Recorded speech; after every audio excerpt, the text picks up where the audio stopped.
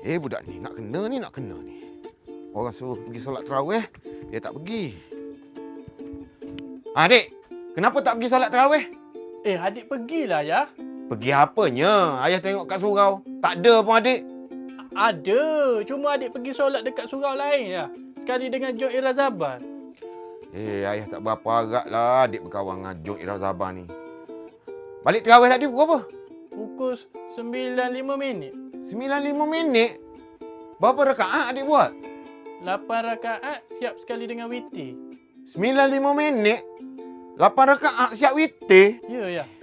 Adik tahu tak, surau kampung kita ni, 8 rakaat siap witir tu, 9.30 tau.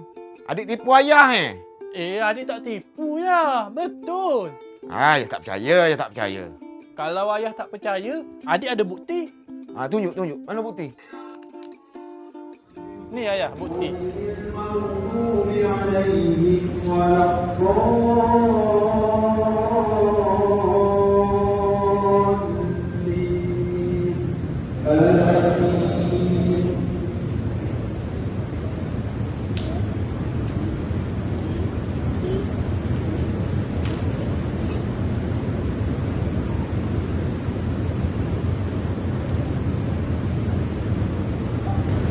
بسم الله الرحمن الرحيم ألف لام ميم الله أكبر.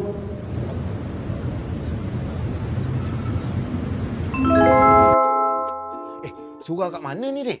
Surau ni, sebelah kampung kita je, ya.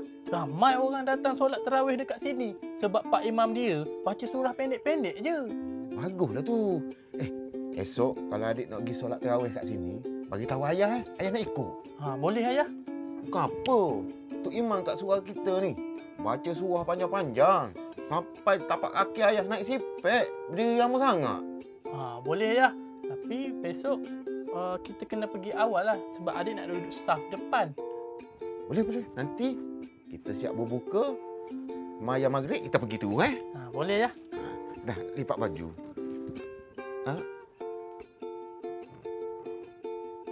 Adik tu bukan lipat, tu kubel adik. Adik kubel dulu. Lepas tu baru adik lipat. Penatlah ayah lipat. Tak apa.